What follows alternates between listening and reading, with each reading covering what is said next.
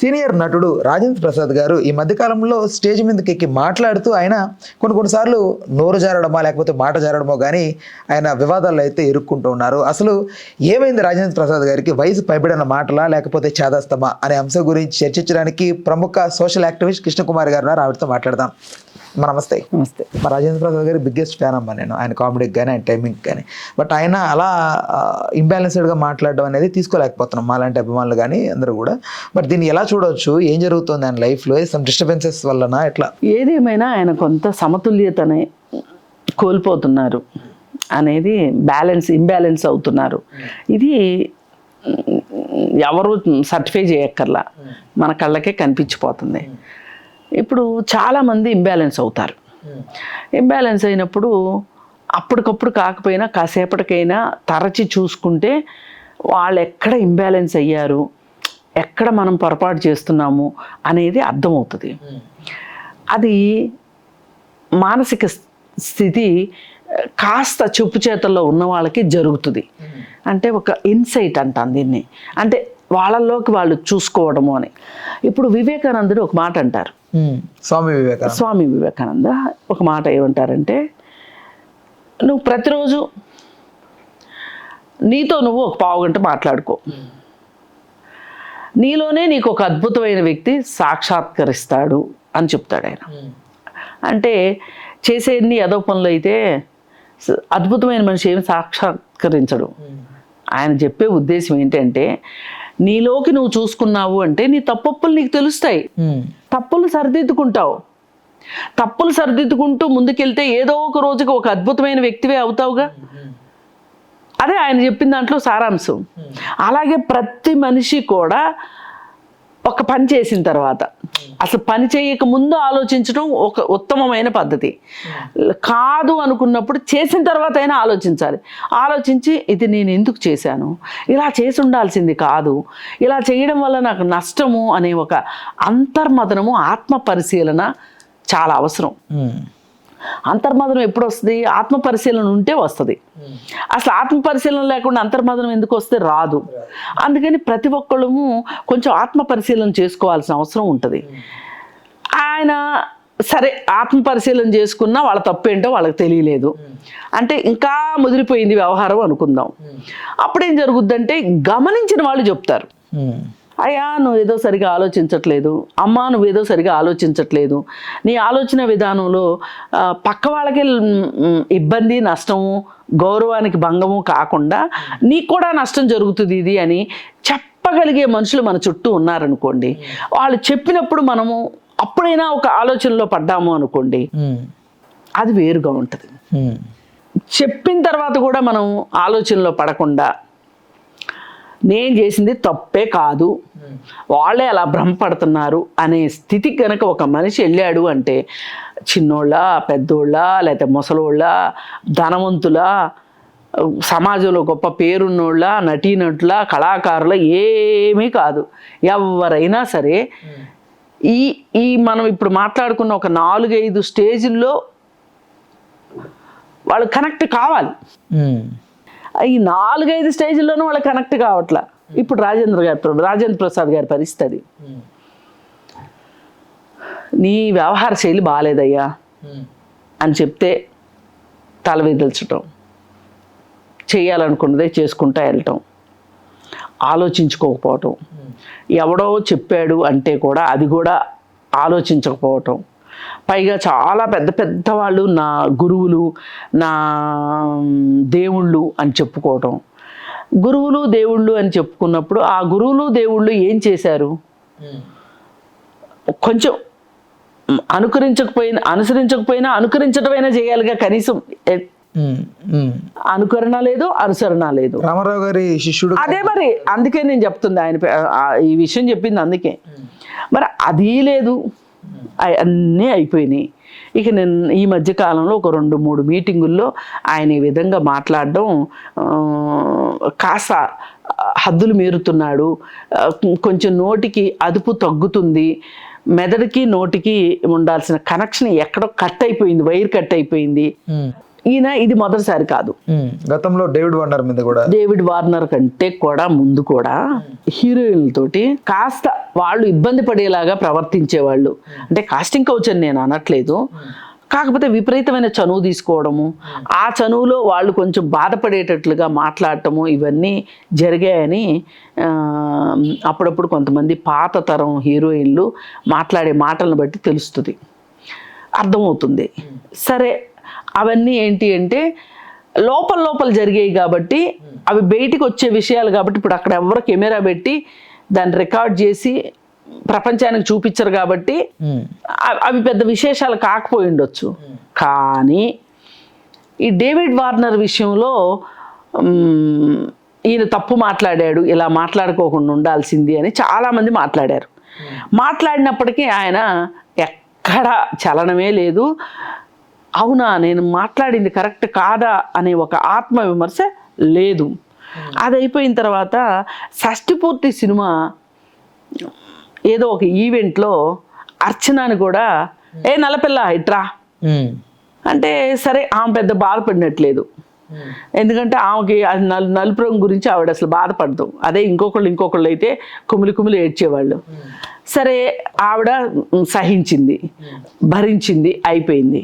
ఇప్పుడు ఈ విషయంలో అలీని పట్టుకొని అలా బూతు మాటలు మాట్లాడటం, రోజాని పట్టుకొని దీనిని నేనే హీరోయిన్ చేశాను అని మాట్లాడటం, ఇలా ఈ రకరకాల మాటలు ఏవైతే ఉన్నాయో, నాకు ఎన్టీఆర్ అవార్డు వచ్చింది, ఏంటి చప్పట్లు కొట్టరా, మురళీమోహన్ గారి వైపు తిరిగి బుద్ధి ఉందా లేదా అని అనాలి అనే మాట ఎలా ఉంది అంటే, ఆయన ఎవరిని అన్నారు?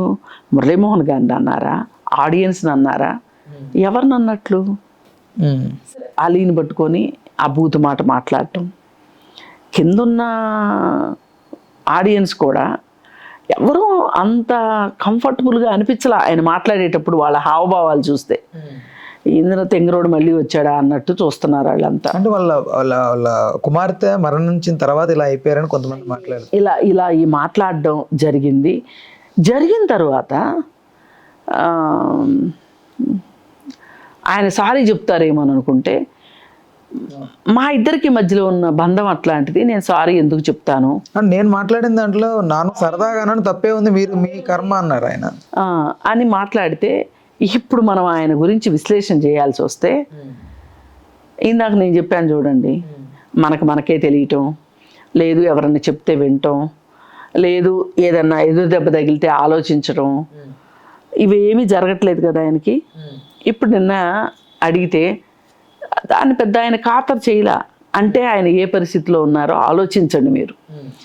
ఇక్కడ రెండు విషయాలు, ఒకటేమో ఆయన తాగొచ్చాడు అంటున్నారు, ఇంకొకటేమో ఆయన మానసిక స్థితి సరిగా లేదు, వాళ్ళ అమ్మాయి చనిపోయినప్పటి నుంచి కొంచెం ఇలా ఉంటున్నారు అని చెప్పి కొంతమంది అంటున్నారు.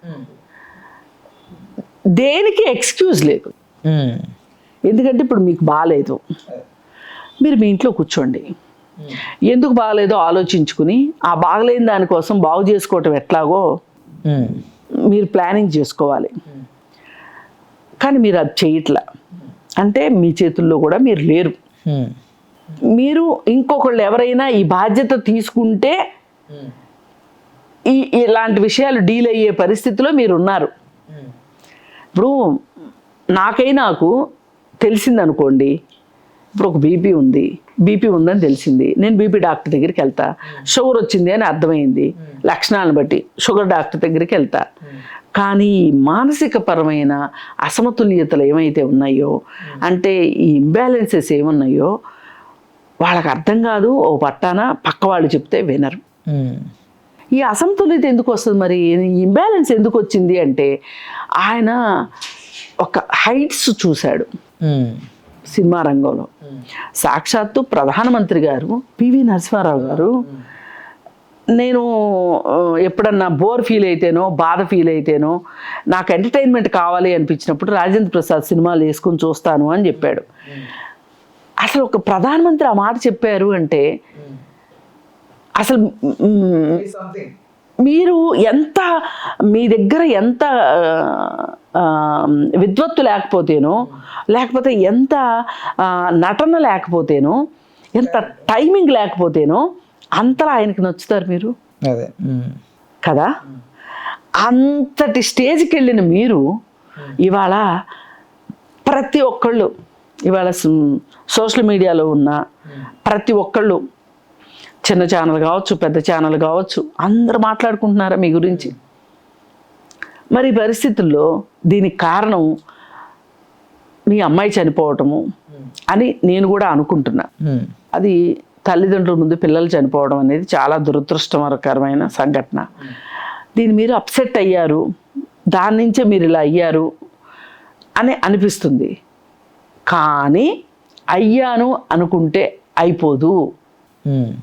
అసలు ఈయన అయ్యాను అనే అనుకోవట్లేదు. ఈయన ఇంకెక్కడ రిపేర్ సెక్షన్ ఎక్కడ మొదలవుద్ది అంటే ఇది అదే అమ్మా. ఇంకొకటి నుంచి అంటే చాలా మంది కింద కామెంట్లో కానీ బయట కానీ మాట్లాడుకోవడం, ఈయన మద్యం సేవించి మద్యం సేవించటం తప్పు కాదు, మద్యం సేవించి మీటింగ్కి రావడం తప్పు.